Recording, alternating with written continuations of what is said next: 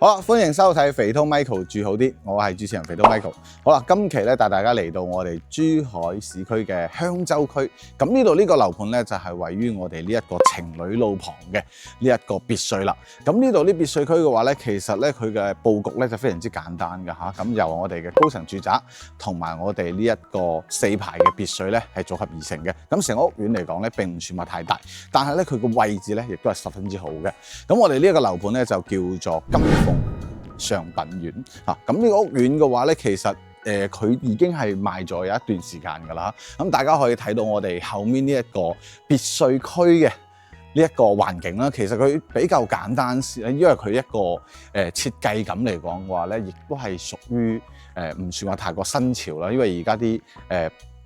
相當於而家啲產品咧迭代更新比較快嚇，咁所以現時嘅開發商嘅價錢咧亦都做得非常之吸引嚇。咁阿濤第一時間咧都嚟到我哋呢一個現場咧，同大家分享下我哋今期要分享嘅別墅啦。咁現市嘅話咧，可以話直接同之前2年嘅價錢咧，直接係平一半嘅，打5折出售而家。咁基本上原先嘅1,200萬嘅價位咧，而家只需要600萬左右嚇。咁有啲部分嘅貨源咧，可能550萬左右咧，都有得交易啊！咁就係我哋現時睇翻我哋呢一個別墅區啊，咁睇翻我哋呢一個今期介紹嘅呢個綠園啦嚇。咁價錢上嘅話咧，佢呢邊咧亦都係作為一個無坯交付嘅狀態啦。咁現時睇翻嘅示範單位，我哋呢度咧可以話係有天有地嚇，同埋我哋有前後花園嘅。咁上個建築面積嚟講嘅話咧，達到530平方。咁基本上實用率咧係達到750平嘅上升，所以呢一個別墅嘅話，唯獨翻嚟嘅單價咧就係7000零蚊嘅啫。喺呢個香洲市區入邊嘅位置，情侶路旁7000零蚊嘅單價別墅係非常之吸引嘅。咁首先我哋入到前花園嘅狀態啦，咁大家可以睇出我哋前花園咧咁係做咗少少佈局嘅，因為呢個係一個示範單位，咁所以我哋可以睇出呢度咧係做咗有啲假山啦、水池啦，咁大家可以喺呢度咧養翻啲錦鯉啦，同埋金魚咧完全冇問題嘅。咁大概呢個部分嘅空間咧係達到咗50平方，咁所以我哋前花園咧可以根據自己嘅一啲喜好啦，去做翻我哋一啲想要嘅嘢嚇。咁我哋大家可以睇咗總高咧呢一邊咧係5層半。咁加埋我哋地下車庫呢一層咧，一共5層半，上面咧係4層半嘅。咁我哋一齊嚟睇下呢個單位先。好啦，各位，而家咧就嚟到我哋負1層嘅空間啦。咁呢度咧大概贈送咧係150平方喎。咁相當於我哋呢一個空間咧，可以完全做翻自己嘅一個私人空間，或者係一個娛樂間、娛樂室咧，都係完全冇問題嘅。咁車庫嘅話咧，就可以通過我哋呢一個後面嘅地牢呢個門咧，係直接可以行翻出嚟嘅嚇。咁我哋出嚟之後咧，就到時候我哋會揀翻門前嘅呢個車位啦。咁有啲部分嘅區域會大啲嘅，就係屋企門口咧，發展商仲贈送咗6個車位俾大家嘅，即係3個節目車位，喺門口咧就可以停車啦，亦都係非常之足夠嚇6個停車位嘅。咁我哋呢一邊咧可以作為一個吧台位置啦，可以喺呢度咧滴下紅酒啦，或者係做翻嘅雪茄櫃咧，完全冇問題嘅。呢度仲可以整一張桌球台咁可以喺呢度篤下波啦，或者你可以間起身呢邊咧，仲整一個私人嘅一個影音廳咧，都係完全冇問題嘅。再下面呢個位置咧，再整翻 K 房咧，亦都係非常之 OK 嘅嚇。咁我哋睇翻啦，佢呢度仲有一個客廁嘅空間係提供咗我哋負1層嘅位置嘅。咁我哋就進翻嚟咧。佢呢個發展商呢個異地樣板呢個樣板間咧，就打造成一個影音室啦，即係我哋嘅電影家庭嘅電影院嚇。咁可以喺呢度做 K 房或者電影院咧，我認為都係非常之唔錯嘅嚇。做好啲隔音效果咧就 OK 噶啦。咁連接翻呢度嘅話咧，佢呢度仲有一間備用嘅一間房間嘅，係作為我哋一個酒窖或者係雪茄室都係冇問題嘅嚇。大概呢個空間，啱先冇開燈，唔好意思。嗱，呢度咧仲可以做翻呢啲收納嘅嘢。咁可能有啲年限呢個樣板間，所以有啲灰塵。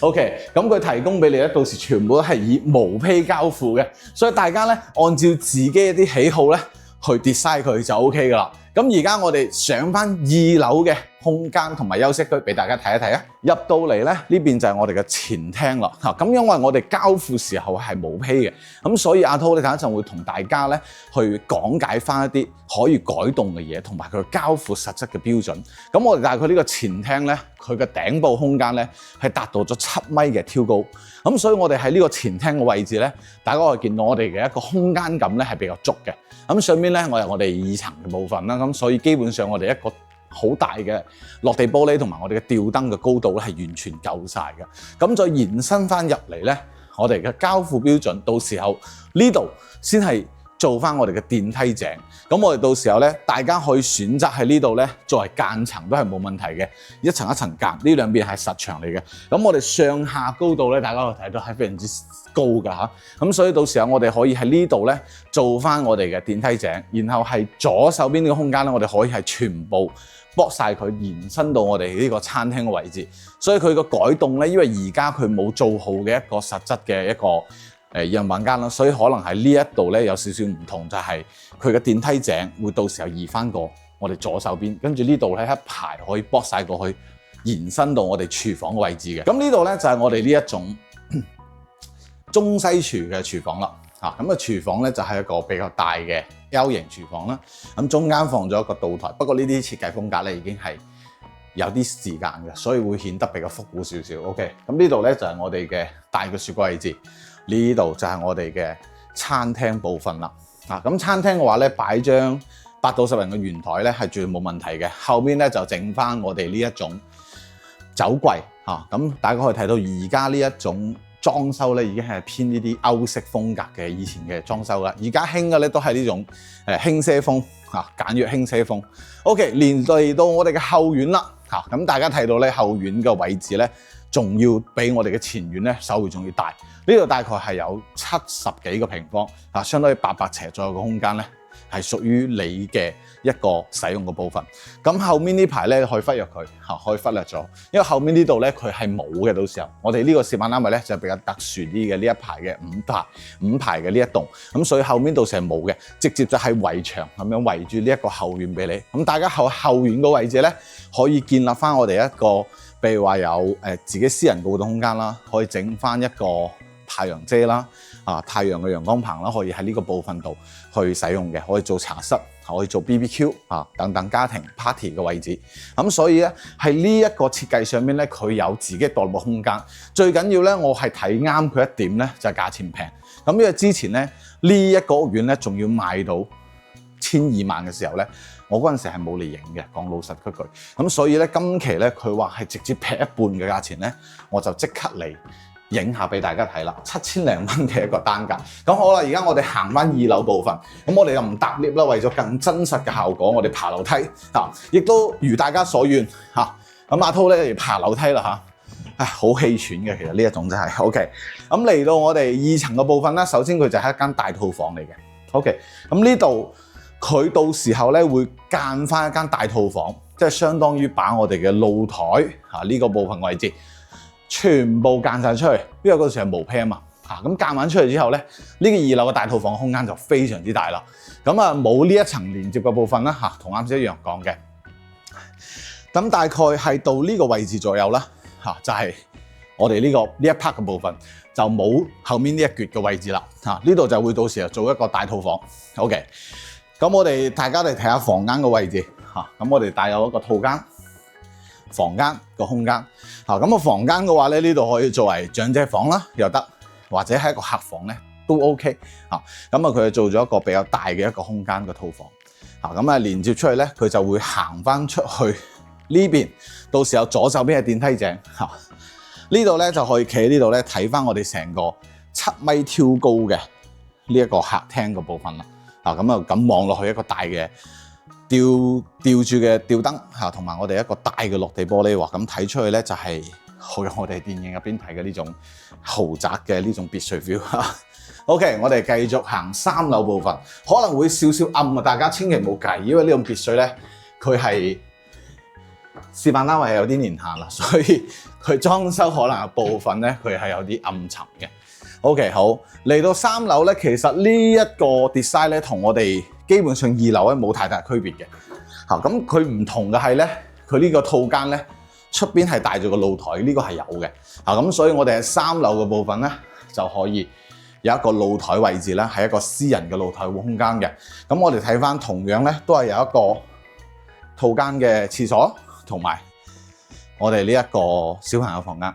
嚇。咁我哋呢度咧就係同2樓間隔差唔多，但係有冇發覺個房間大咗，因為推咗出去啊嘛，所以個房間咧要大翻唔少嘅嚇。咁呢個就係我哋3樓部分。咁我哋其實咧基本上嘅一個 size 咧嚇都係差唔多，只不過話呢度咧會多咗一間我哋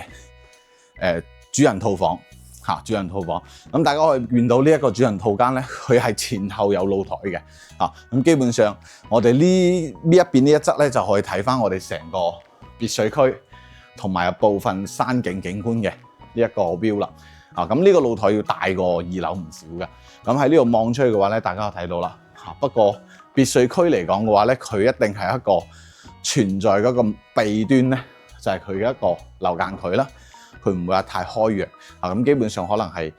面對隔離嗰間咧，會稍為會有少少近啦，咁不過別墅區基本上係一個通病㗎啦，除非你買到呢啲